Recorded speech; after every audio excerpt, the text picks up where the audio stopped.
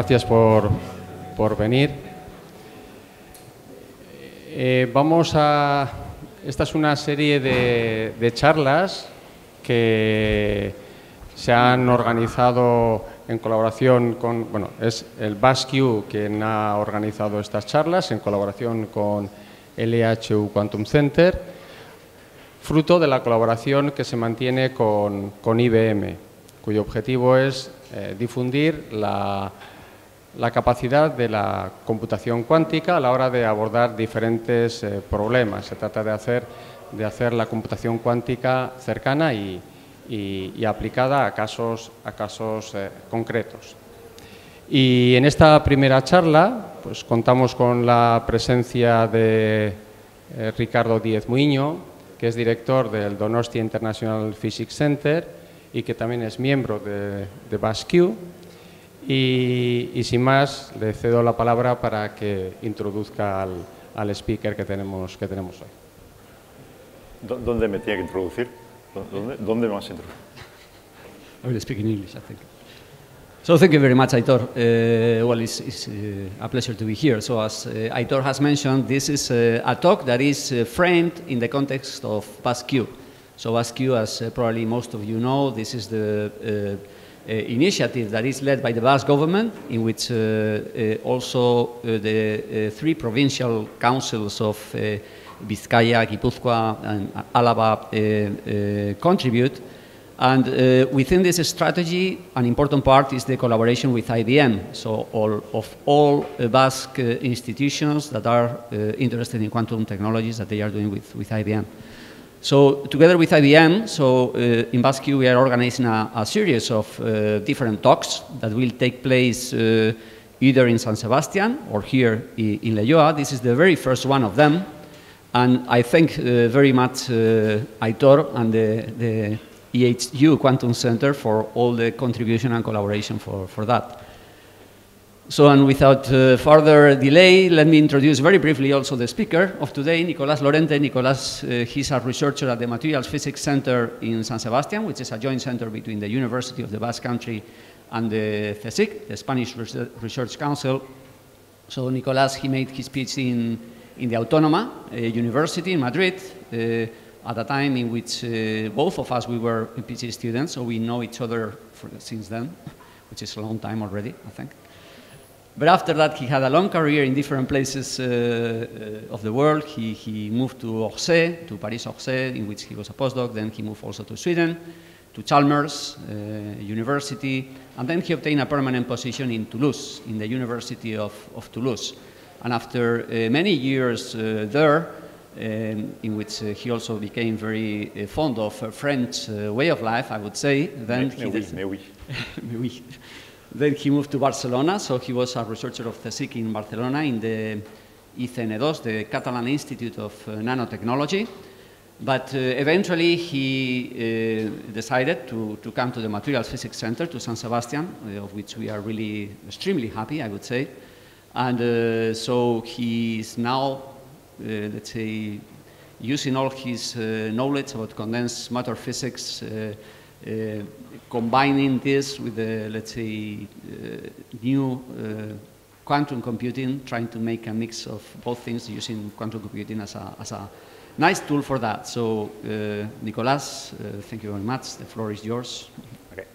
Thank you very much, Ricardo. Very kind words indeed. So, yes, I want to give you an idea of what we are doing using the noisy intermediate scale quantum computers of IBM. My background is in condensed matter physics, as already Ricardo explained. And I want to show you how we can not only learn about what we already know in condensed matter, but go beyond and try to explore new phases that are difficult to access with the tools that we have before quantum computers appeared. So all this effort is made in collaboration with IBM Quantum. Okay, so yeah, the IBM people are Ole Stanko and Vivek Poikarel that are in Almaden in California. And then Sergey Zug, Neil Robertson, and Nathan Keenan, they are in Dublin. So we are collaborating with people both in the US and in Ireland. And then my team is formed or were formed because Eric Schweitzer, I always call him Switzer, but it's Schweitzer, was at the APC, but then he got a position in NISQ and he left. And Angel Rodriguez is doing his thesis with me in MPC on this topic. So what is this talk about? Mainly I'm going to talk about discrete time crystals. And then I first will explain what it is, or try to give you an idea of what the time crystal is. And this will allow me to introduce floquet matter. And this is like a big branch of condensed matter physics nowadays. That the idea is when you are driving a system, you can produce new kinds of excitations, but this becomes the steady state, right? That is the new phase that you're going to create. You're moving your system into the dynamical regime, into the time-dependent thing. So that will be floquet matter, and then I will show you some experiments. We call them experiments because, as you realize, there is the N here that means noisy. So the simulations are really, really noisy. And IBM calls these experiments on time crystals. And I will show you that really what interests us is the XXZ Hamiltonian. I will talk about this Hamiltonian, and that we are probably for the first time mapping its phase space in the time domain, looking, for example, into time crystals that appear in this Hamiltonian here. And I will show you that we did have done this by using the noisy intermediate scale quantum computers. So, so what is a time crystal? The time crystal started with the work of Frank Wilczek in 2012. Frank Wilczek, well, for those of you who are not in high energy physics, he got the Nobel Prize in 2004 for the discovery of asymptotic freedom, and I guess that all these chromo guys like that. Yeah, and then and he's a marvelous man, right? Because he got the Nobel Prize while he was doing his thesis. He was so smart, everything, excellent. And he postulated the existence of time crystals. And the idea was that in the same way that you know, the laws of physics don't have any, say, regularity, they are invariant under translation in space, but you can create a crystal in real space just by breaking this time translational invariance. In space, excuse me, in time you could do the same thing, and that was his idea.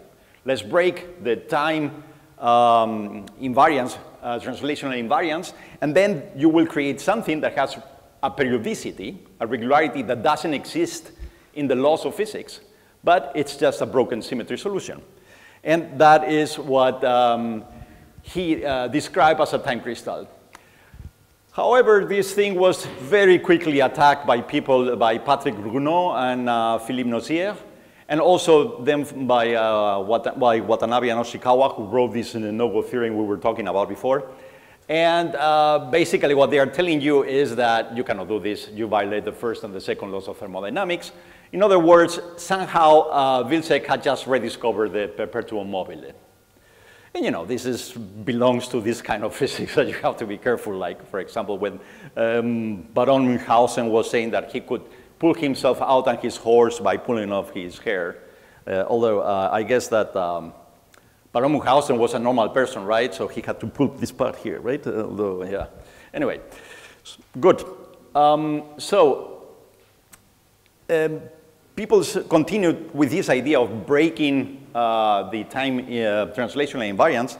And you can do it if you are not in equilibrium. And that is the point, okay? This is the however. If you have an external driving, then you are really driving your system out of equilibrium. Then you might have this spontaneously broken time translational invariance, okay? And then there is new physics appearing. Why? Because you are creating a new frequency in your system that didn't exist. And that is the idea of the time crystal. Now, the thing is that when you are driving with a certain frequency, what you are having is a time translational invariance in only the period corresponding to that frequency. So you have a discrete time translational invariance. So what you create is a discrete time crystal. These are the difference between a normal, say, time crystal and a discrete one is a discrete one is the one that is done under external driving, so it's the one that exists. Okay, And immediately when you are talking about external driving in matter, you're talking about Floquet matter, okay? These are systems that have non-equilibrium phases, and there's some periodic driving. Why is it called Floquet? Well, because you have this Floquet theory that typically tells you how linear operators behave when you have a periodicity. And for example, a periodic Hamiltonian, the Hamiltonian is periodic, but the wave function is not going to be periodic. The same as Bloch theorem, right? Bloch theorem, you have a periodic Hamiltonian in space, but your wave function is not periodic in space. So that is why it's called Floquet theory. So now we want to look at systems that are stable. Okay, stability is the key for these new phases of matter that are going to appear. Now, the problem of this is that if you start pumping energy constantly in a closed system, you can imagine that it's going to blow up. Basically, you're going to drive it into infinite temperatures. Now, as you see, I'm always a little bit worried about talking about temperature in things that are in non-equilibrium. What does temperature mean? So for that, let me just talk a little bit about these closed systems that have some special dynamics. And in particularly, there is this theorem or hypothesis called the eigenstate thermalization hypothesis that is a conjecture in statistical mechanics about how certain quantum chaotic systems behave, okay? And what they are telling you is that you can actually, when you have this system under driving, you're going to populate all degrees of freedom. And that's what it means. You're going to be able to have all possible states in your system, okay? And that will be the infinite temperature. Now, you can even define a temperature depending how you're populating the different states in these ETH systems. These systems are going to be called ergodic because of this possibility of exploring the full phase space, okay? Now, that's the reason why we can, by looking into the internal dynamics of these systems, we can describe a temperature. And the point of these guys is that by studying their eigenstates, that's why it's called the eigenstate thermalization hypothesis, by studying the eigenstates, or easier, the eigenvalues, you can learn a lot about the system. You can learn what the dynamics and the properties, the temperature is going to be of these systems, okay? Now, if you have localization due to, for example, disorder, then you will have a different regime, a different phase. This is called the many-body localization. And in contrary to the ergodic systems, in many-body localization, you don't explore all the degrees of freedoms of your system. So you don't populate all possible levels, okay? You don't go up in energy, even though you are driving your system constantly from an external source. A system that is very similar to, or it's actually a many-body localized system, is a spin glass. In a spin glass, you have a system of spins that are disordered, and this disorder is frozen, and they are like in metastable states that cannot communicate one with the other one. So all the evolution is extremely slow. You can eventually flip your spins, but it will take forever, right? Like in a glass. That's the idea of a glass compared to a crystal. The glass, the evolution is really, really slow. So once I've said this, let's look into Floquet matter. And for that, let's look into the spin glass. But now we are going to drive it. As I told you, Floquet means driving, right? So to start with, let's start with a Ising Hamiltonian. So the Ising Hamiltonian is this one here. You have an interaction, J, and then you have the spin in Z, the component Z of the spin, here represented by the Pauli matrix sigma Z, for spin I, and then you have the nearest neighbor, I plus 1. And this is just a exchange-like interaction on the Z axis, right? And then you have here an external magnetic field, where now this is applied transversal, so this produces entanglement, et cetera, et cetera. And there are two coefficients here that will be sampled between 0 and 1 in a random way in order to produce disorder in our system, okay? That's the way of creating a disordered spin chain. And now this is going to be time dependent. The Hamiltonian is going to be time dependent because I want to drive it. So for that, I'm going to apply the Hamiltonian over up to a time t1, small t1. And then after t1, we are going to kick it. And to kick, we apply an operator sigma ix, which it's going to do is going to invert the spins. And it will depend on the angle phi that I put here, how much I invert the spins, okay? If I am at phi equals pi over 2, I am doing a perfect kick because I go from, say, spin up to spin down, exactly, okay? And this is going to be applied over a period of time, t2. So if I add t1 and t2, that will be the periodicity of my system because I'm going to apply this periodically, okay? Every big T, I will have this evolution by the full Hamiltonian here. And the evolution is going to be given by this one here. It will be just this exponential. Why? Because my time dependence is very simple.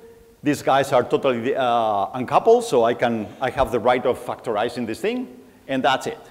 Very simple, okay? This is an example of a spin glass under constant driving.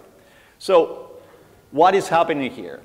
Well, let me just first talk about the Floquet theorem. So Floquet theorem, I told you, is the same thing as Bloch theorem, but in the time domain.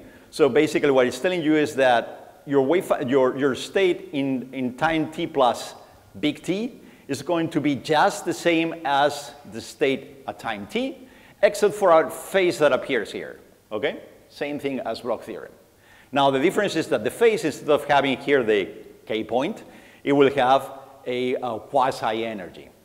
And these are quasi-energies because they are not really, we have a system that is not invariant under time translation, so I cannot define an energy, right? I'm out of equilibrium. But I can almost do it because I have this discrete time invariance, translational invariance. And the energy is going to be modulo h bar omega, where omega is 2 pi over t, okay? Now you can really see that this thing, we can define a Brillouin zone for this thing. The Brillouin zone will be between minus pi over t to pi over t, the same thing as we do with, say, the Bloch theorem, etc. Same idea in one dimension. Now, this is the phase space that you get for the Hamiltonian that I presented a moment ago. You have, in this axis, you have the interaction between spins along the z direction. And this is the external magnetic field along the x direction.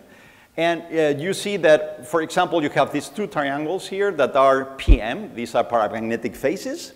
And these are actually ergodic phases. So these guys abide by the ATH, the eigenstate thermalization hypothesis.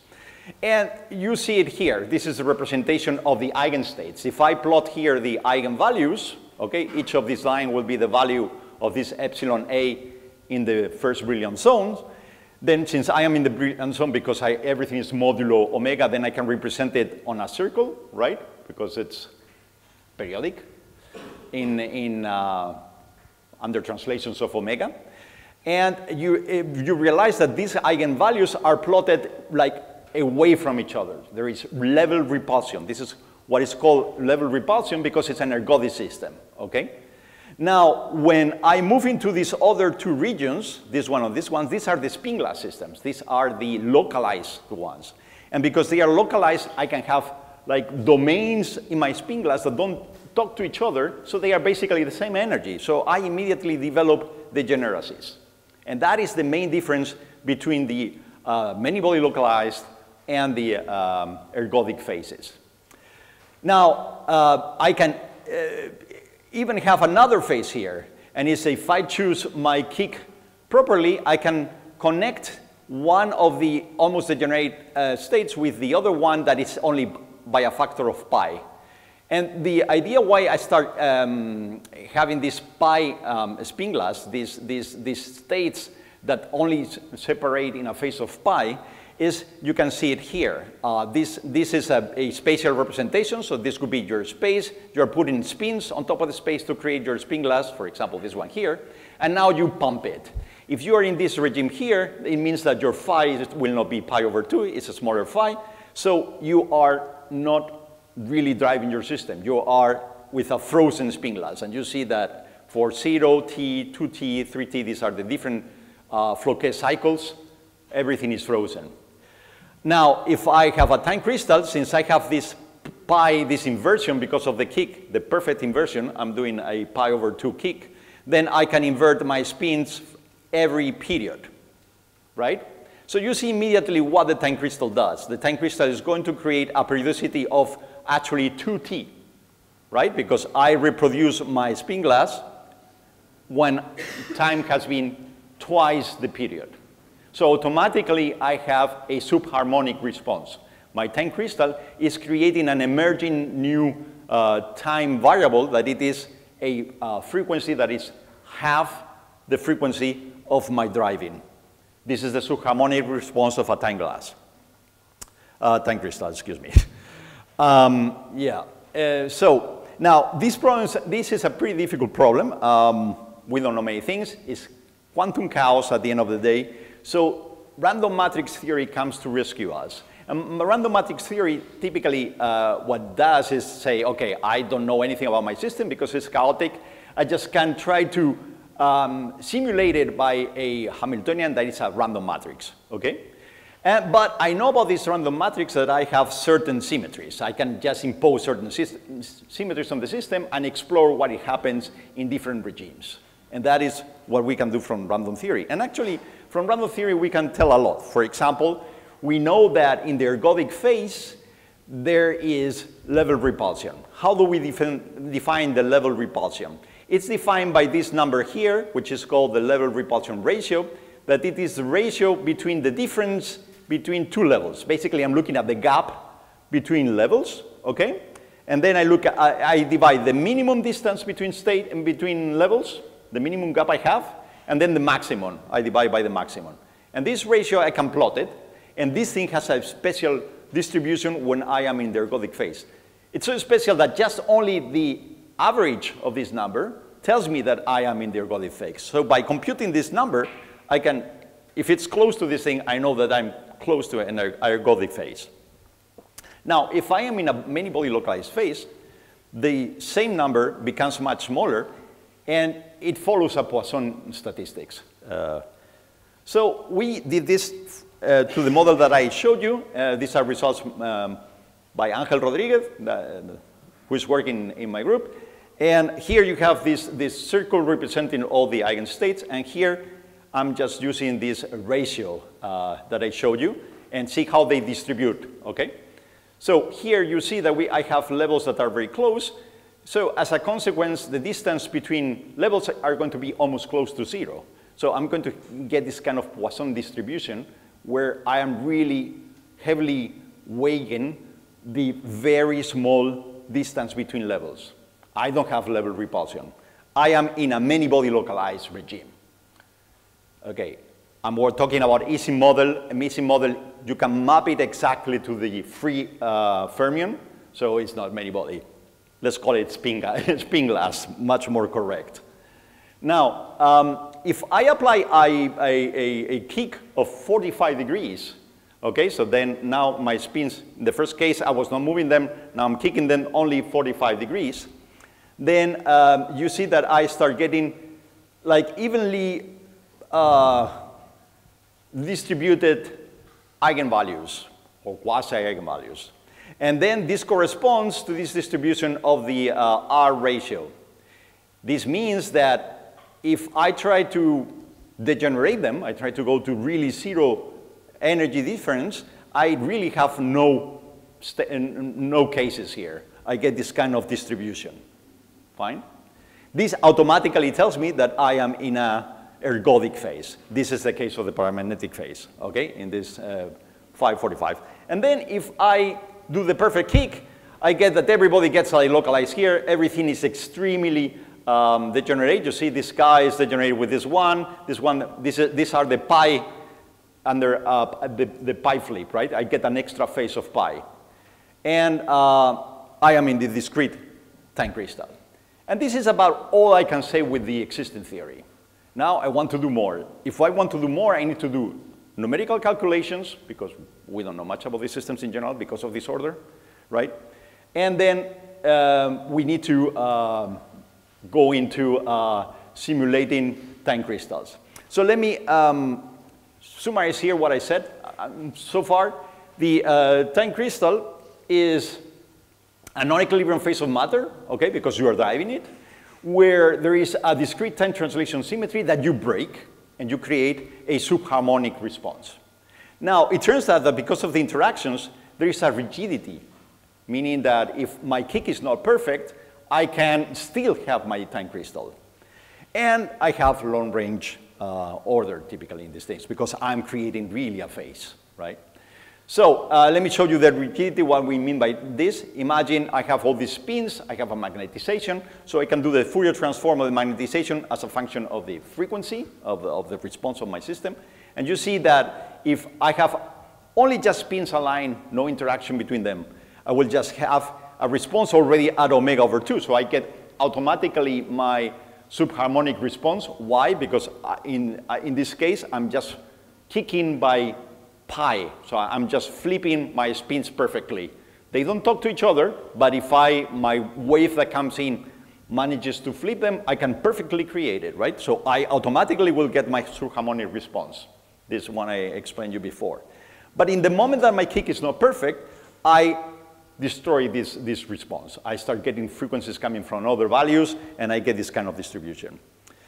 In this case, we are going to kicks that are at maximum or a minimum of 85 degrees. So I'm not really far away from my perfect kick. But you see that I already destroyed it. Now, if I turn on the interactions, automatically everything collapses into a single response, because the interaction is enough to complete the kick.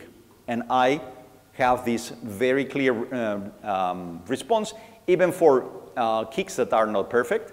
And you see that the only thing that I do is I reduce the efficiency of the kick. The Fourier transform is a bit smaller. This is what is called the rigidity of the time crystal. So we can see more things if we try to simulate this in real time. And that's what we did here. But we did it in the, I keep pressing the wrong button. We did it in the NISQ computer. And these are the kind of results that we obtain. Here in this axis is the qubit, that the different qubits of the machine, okay? So these are the different spins. We have here an ensemble of spin 1/2s. And in this case, we initialize everybody ferromagnetically, everybody pointing up, okay? So they are, you see, the value will be, this is the expected value of the sigma z Pauli matrix, so, or the z, I will call it z from now on, or most of the cases. So you see, in yellow, we have it spin up, 1. And then we produce our perfect kick. This is the perfect kick, pi over 2. And we invert it completely, so we get -1, okay, in the first Floquet cycle. Then we apply a second cycle, and it goes again up. And now you see that it starts being green everywhere here. You start getting values like here, something is happening, okay?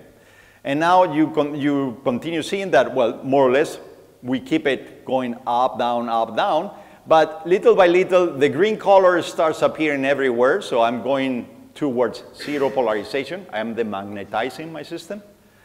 And you see that from time to time, there are qubits that do weird things, okay? So what is happening? Well, what is happening is that I have decoherence in these machines.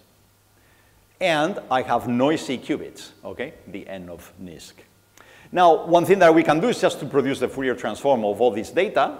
And well, actually, here what I'm plotting is the Fourier transform qubit by qubit, okay? So these colors, different colors are the Fourier transform. And you see that I reproduce like omega over 2 responses we expect for the time crystal, okay? Now, we can just look at our spin glass that we have in the system. And this would be the phi equals 0. And now in the spin glass, you see that the Fourier transform already gives you nothing, noise. There are these peaks here coming because of the way we are doing the discrete Fourier transform, but nothing more. And then here, you see that I have a more or less a random distribution of spins, but since I initialize everybody up, it maintains, although it goes towards green, little by little disappearing, again, because of the decoherence of the system, okay? At the end, what I will get is a depolarized system.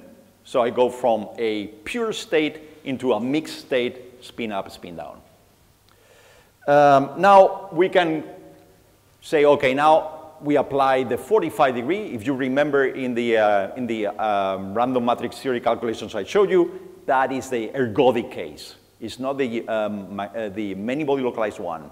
If I don't have many body localization, I cannot have a time crystal. And you see that here, basically I get nothing, right?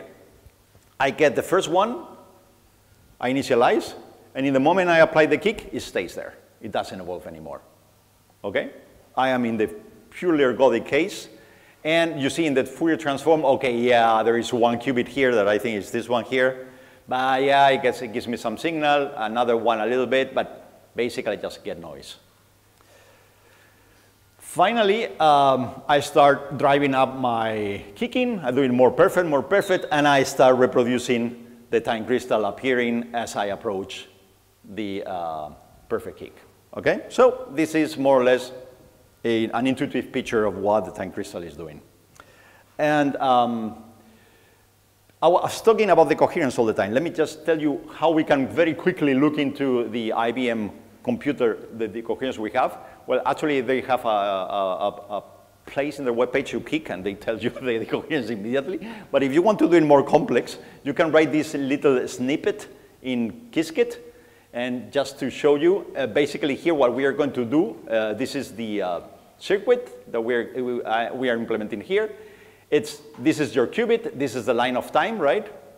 And we are going first to apply an sigma x, just to invert our initialization. This is 0, so now from this point it will be initialized to 1, and then we apply just a delay. And we change the delay. So this is the delay, dt, and then we measure. And when we measure, we see the value of our state, okay? This is all our secret. Now what we are going to do is to change the delay with this array that is this, I had it in another place, so I didn't put it here. And then by plotting the values that I get as a function of delays, I can get an idea of what my decoherence will be. Okay, we need to put a series of options, and this one is very important. We are doing quantum calculations here. So it's not just a single calculation. You do many. You accumulate the statistics. So this one is a small one, only 2,000 shots, okay? We just ran it 2,000 times only. Typically, we go to hundreds of million times. And this is how you call how you run it. You first declare the backend that you're going to use, and then you just say, okay, in this case, it's the sampler. You have two ways of doing it. One is the sampler, and you have chosen the machine you will run.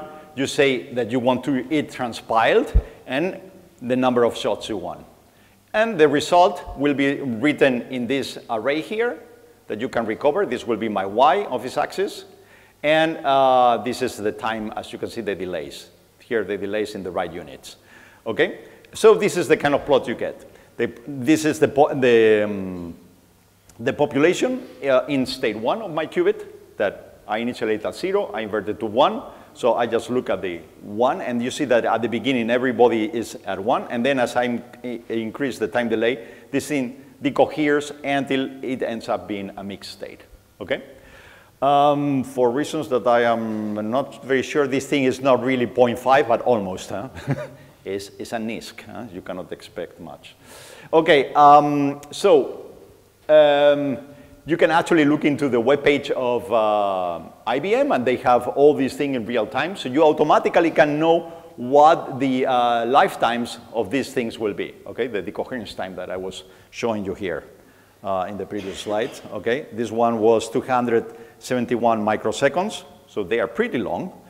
And this one here, I think, goes to also 200 microseconds here. Okay, so you see this would be these qubits here. There are other qubits that are in this color, which are like 20 microseconds.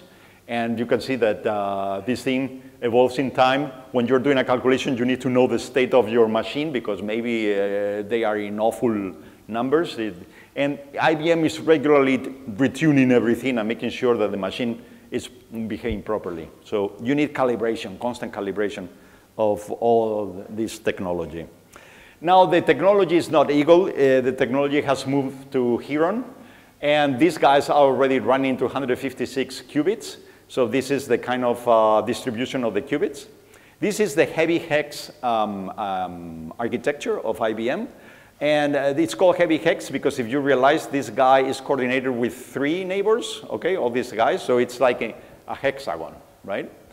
It's exactly the same as a hexagon, but it's heavy because you have extra qubits here that are only twice coordinated, okay? The blue ones only have 2 neighbors, okay?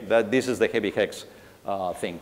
In this case here, you see we start at 0 and we end up at 155, is this one here. And there are some funny qubits that this is the typical diagram that we use. We don't use these guys because they don't have the correct connectivity for what we want to do. So now, our project really is about looking into the XXZ Hamiltonian, which is an extension of what I showed you, but you add the transversal spin, okay? And you add it with this parameter, epsilon, that is going to allow you to tune from Ising to Heisenberg, okay? When epsilon is equal to 1, this will be your Heisenberg Hamiltonian, okay? And now, how do we implement this thing here? But we implement it with this circuit. So again, these are the line times, right? In a quantum computer, you always have to think in time. You don't have a chip that is a gate. No, these things are not chips. This guy is a sequence of pulses. So everything happens in time. It's heterogeneous. Did you say heterogeneous? I don't know if that is English. Okay, and you initialize your qubits here. And then the first thing that we do is we apply a kick. So this is our kick. This is the H2 that I didn't write here. But this H2 is the sigma x. Okay, you are just applying the kick of your spins. Actually, if you remember, this was behind T2, but I'm putting it at the beginning. This is a cycle, right? So this will repeat periodically. It doesn't matter where I put it, the beginning or the end. And next, we apply this thing here that is actually our XXZ operator over T1.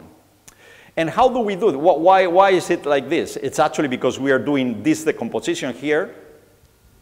Sorry, guys, sorry. Because this is wrong, right? Clearly, I cannot do this. I cannot just, these things don't commute to each other, so I cannot just factorize them that, write that. But, okay, it's like a trotter. We are doing a trotter Suzuki decomposition. Okay, there is some error that we are accumulating here, but the first approximation works pretty well if these numbers are fairly small, okay? For fairly small numbers works pretty well. And then it just, as you see, it's just a product of these exponents that are just rotations, okay? And these are these 2 qubit rotations. So this one is the ZC gate. That would be this first one here. This one here is the X. So it would be this one here. And the second one is the Y. And you see that J epsilon enters, well, you cannot see anything, I guess, because, but it's written here very clearly, that this enters like at the angle of the rotation. Okay, and that's basically, well, yeah. And then the final number here will be this part here, which is a single qubit gate. And this is our circuit, a pretty simple circuit. Now, the problem with this circuit is that if you say to NISQ, to the NISQ computer, okay, now understand my circuit, it doesn't understand it. The reason is because it only contains one single 2-qubit gate native to the computer. Why? Because there is some theorem somewhere saying that you can do universal quantum computation with a bunch of single qubit gates and a single 2-qubit gate, okay? And that one that IBM chose is the C0, typically. Or in the new computer is the CZ gate, not the double Z, the sigma Z dot sigma Z. So then we need to transpile, and transpile is not compiling, as I learned recently. Transpile means that you write your circuit in terms of the circuits that the NISQ can understand, which are the blue ones here, the CC gates, okay? These are the CC gates. And you see, I don't have any other 2-qubit gate here, okay, connecting 2 qubits that are not CC. That is the transpilation. And then, of course, you have to add a lot of single qubit gates to be able to reproduce all the other circuit. Now, the problem, as you can see, is that the depth of this circuit has increased a lot. What is the depth? It's the duration in time to produce the same operation. And I told you about the coherence, so this is anathema. You don't want to have a very deep circuit.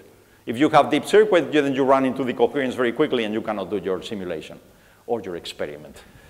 Okay? So this is not efficient. What do we do here? We do this implementation that it is similar, but contains only C nodes, for example. This one was done with C nodes only.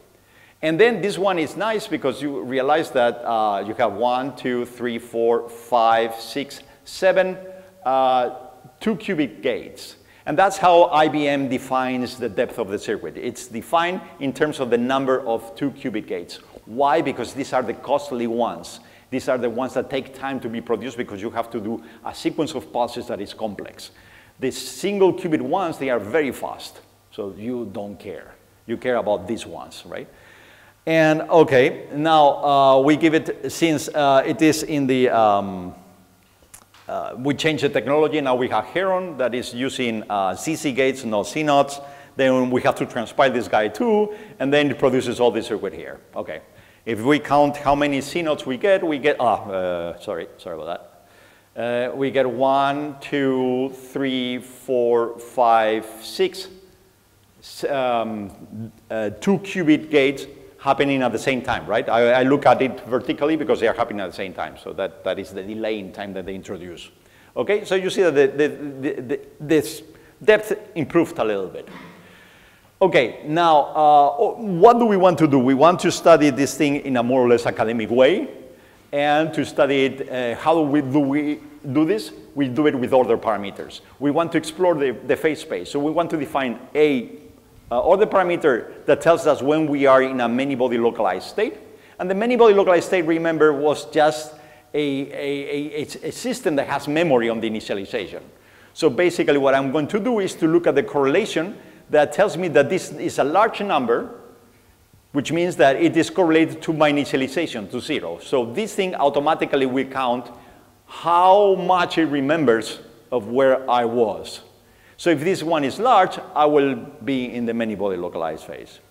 And then for the time crystal, I basically do the same thing, but only inverting every odd, even sequence time. And that's it. That is our parameters, or the parameter. So these are the results that we get if we do exact results over 12 spins. These are just in a classical computer, exact diagonalization, brute force, and this is epsilon, which is the mixture with the transversal, so this will be just the Ising Hamiltonian, and my Heisenberg is up here, but this is a complete pain in the neck to calculate, so we stop already at 0.25, okay? So we get, for the many-body localized phases, we get that here is my spin glass that I showed you before. This is my pi spin glass, the time crystal. And here we have an ergodic phase. That is the kind of result that we are getting. Very similar to what I just showed you for the Ising. Huh? The Ising was just at 0, we had the spin glass, the ergodic phase, and the time crystal. If I look at the time crystal only, I see that it's only here that it's large, right? When I'm really doing the time crystal. Now, this kind of thing seems to say that when I go towards the Heisenberg, I should not get a time crystal. And that I cannot believe. There must be a time crystal in the Heisenberg Hamiltonian. So we did the calculation for 120 spins in the NISQ. So you see already the changes. The changes are, first, we multiply times 10 the number of spins we can treat, just because we are using the NISQ. Second, we can do the full phase space. And this runs really fast, okay? This is I don't remember how long was this thing. I think this thing, Eric got it in something like 2 days. And 2 days because we are basically waiting for our colleagues to leave the quantum computer alone, okay? This is so fast that we compared with tensor networks. And the guys in tensor networks were asking us what we were getting before they could get the results, okay? It's very interesting. Okay, and the result that you see here is that we get something that we were not able to see in the classical case. This guy is in the many-body localized phase, and you see that we have a surviving time crystal there for epsilon equals 0. Now, the problem is that we initialize everything in the ferromagnetic initialization, every body up. And this is a little bit of a problem because if we are in an ergodic phase, a ferromagnetic one is the edge of the spectrum. And that, we don't want that, right? So it would be better to do a anti-ferromagnetic initialization, okay? The nil state, like up, down, up, down, up, down. And if we do that, we get a totally different result here. And yeah, that was sort of a surprise. And so definitely we need to do something that takes into account the temperature of our system, how we initialize. We want to do average of the initialization to be able to claim that we are really reproducing the phase space, okay? Now, another problem that we have is that if you look carefully, we define our parameters so they maximize to 1 when we are, this would be pi over 2, when we are really at the perfect kick. And this is not the case. We are not reaching for the Ising case that it should be really 1. We are not really reaching 1. And the reason for that is because we have decoherence, okay? Well, you have the same thing if we look into the many-body localized parameter. And this is the reason. If you look at the correlator here, you realize that we are getting the depolarization I was telling you before. And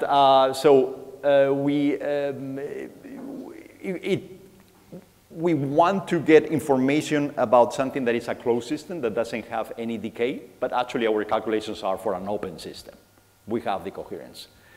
This is a serious problem, and we started doing mitigation schemes to try to say, okay, we can try to build back our signal, removing the decoherence. Now, the problem of doing that is that you have to do it very carefully. You don't want to put extra information that you don't have. If your signal died, you don't have information. So you have to be careful how you do this. That's a problem. But eventually, we could, for example, cut here. This is the new idea. This is Angel's idea, not mine. We can cut here and then just do an averaging of the way we cut. And then we can probably reconstruct the information. That's work as we speak, okay? Now, another parameter you can look at is a very well-known, the very well-known Edwards-Anderson spin glass parameter, and these are the kind of results that we get. And here I plotted the 0 kick, the pi over 4, and the pi over 2, and you realize that, and these are the different epsilon values. So from the Ising, this is the value from the Ising, and this would be the value for the Heisenberg. And you see that the Ising reproduces what is known about the spin glass pretty well with the number of cycles. And of course, the coherence is killing you with time. This is the thing. In the case of the pi over 4, you're exactly in the ergodic case, so automatically everything is dead and you don't get anything anymore. And then you reproduce the spin glass behavior when you are in the time crystal, which is something that we really wanted to know.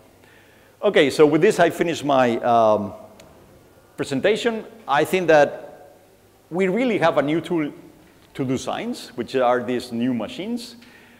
They are really good qualitatively. We can already see what is going to come out of the machine. Now, when you try to be quantitative, as I hope I showed you, this gets more complicated. Just to give you a little anecdotic thing, we tried to do these calculations already last year. And with the Eagles machine, we were not able to do it. It's a new generation that can do these things. So this technology is improving as we speak. And our main result is this one, that we have for the first time, the phase diagram of the DTC for the XXC Hamiltonian.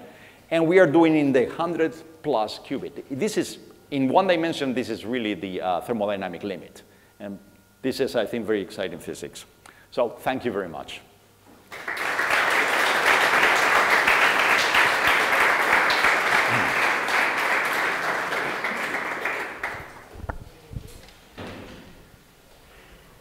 Thanks, Nico.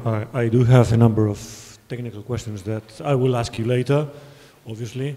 But if you could go to the results of Angel Rodriguez, the ones for the kicked icing model, when you were exploring the pi spin glass thingy, I think I must have misunderstood something because this one.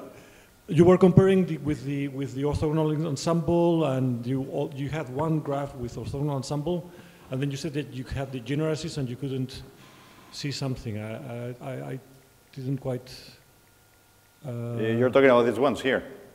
Yeah, that's right. Yeah, okay. So here you are looking. Here you have. Yeah. So this is the GOE. Okay. So this is for the paramagnetic. Okay. And then the other one was the actual. This is the actual discrete glass, which is why you don't have. And this is the spin glass. Okay. This is the 5 so we are not kicking the system. Everything is disordered. You have domains. Sure. Yeah. No, that I was missing. So it's a time dependence that is creating this, allowing you to access this new phase that is the paramagnetic one. But this is the magic of Lochem things. Yeah. Okay, this was actually, I guess, numerics without the computer. Yeah. This is exact.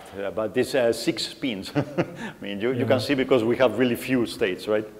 Yeah. Yeah, I have. This is a bit more technical, if you will. For me, ETH. I mean, I do make a difference between the standard eigenstate repulsion, eigenvalue repulsion for random matrix models, what have you, and eigenstate thermalization, which is a bit more. Eigenstate thermalization says that for some operators, you are going to have a behavior for the matrix elements that is similar to what you would have in a thermal state. But it's more statement about some observables are going to behave in that way and not merely about eigenstate structure. So have you looked actually, or what is are there any particular observables, normally local, for which you can also check the ETH itself and not simply the equivalence to the ensembles or Poisson ensemble or nothing? No, we have not looked into observables. I'm not aware that people are doing that in this field, in the spin chains. I'm not aware, but maybe, yeah. For ETH in general, yeah, for sure, because that's what you need. Right. Yeah, the ETH has several statements, right? One of them is like a single eigenstate contains already the same population or behavior as the thermal system. So just by looking at a single one, you should have all the information about your system. For some observables. For? For some observables. There's always this kicker in the statement of ETH. There is a bunch of informative enough observables such that for energy level, you actually have the same information as you would for a thermal state. For okay. a number of I need to learn this. okay. Which is it's subtle. But then, and last question related to what we were doing, why don't you look at some analog of, I don't know, spectral factor or something of the kind, OTOX, because your other parameters, Can you repeat? Sorry, yeah, no, your other parameters were actually time order correlators and averaged. Mm-hmm. But if you are looking at more chaotic, ergodic, what have you, things like out of order correlators, out of time order correlators, SFF-like. Yeah. I don't know how those would go for the Floquet case. I know for the other cases. Right. Yeah, I looked into that briefly. Yeah, but I have the impression that these guys already, I mean, these are much simpler to calculate, the out of order correlators. And yeah, well, I guess I cannot tell you much more than that, yeah. Yeah, but this is something that is in the to-do list, to look at the out of time order correlators. Yeah.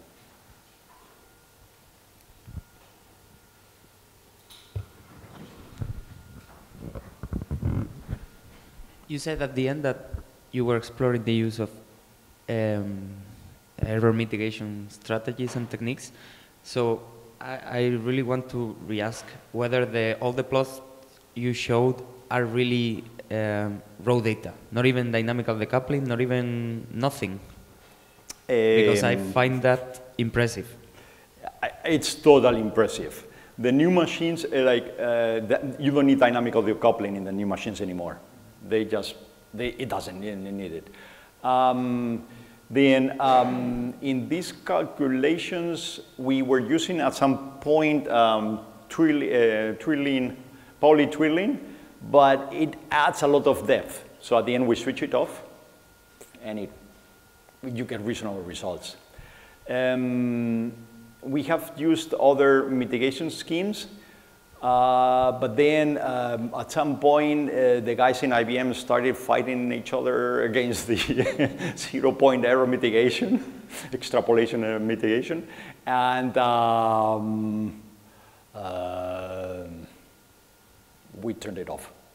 And so they really have no mitigation, these results.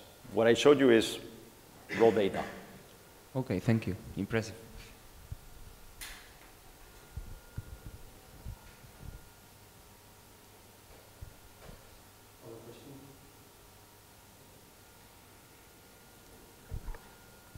One little question. You mentioned before that there are other kind of approaches to deal with that problems, right?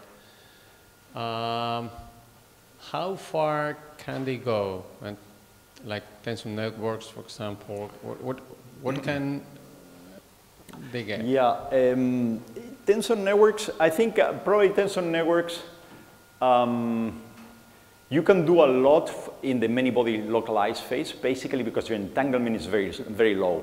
So then tensor networks, which is a variational approach, and you throw away entanglement. I mean, it depends on the bond dimensions you're using, but typically works pretty well. And I've seen a paper where they claim they can go up to 70 spins, but I think it's one paper. Typically, people are using it at the level of 20 to 30 spins. Our calculations here, Neil Robertson is an expert in tensor networks, so he's doing calculations, and he's actually increasing the bond dimension to be able to reproduce the ergodic phase that is massively, this is volume law, so it is massively entangled. And he is doing 20 spins, and he has to stop. I mean, he cannot even reproduce what we are doing. Then if you try to do exact diagonalization, there are some techniques. If you choose only one part of your spectrum, like the SZ equals 0 subspace, and then you simplify a lot, you can go to 20, 22 spins maximum, big maximum. But now the new thing that is in town is the AI. With AI, people are doing 100 qubits already. So that is pretty exciting. We are looking into this. The thing is that these are optimization algorithms, so it's only for the ground state, typically, or for a few chosen ones. So it needs to develop a lot, and yeah, but we are on it. We are on it. Okay, if there's no more questions, so let's thank Nicolas for the talk. Thank you.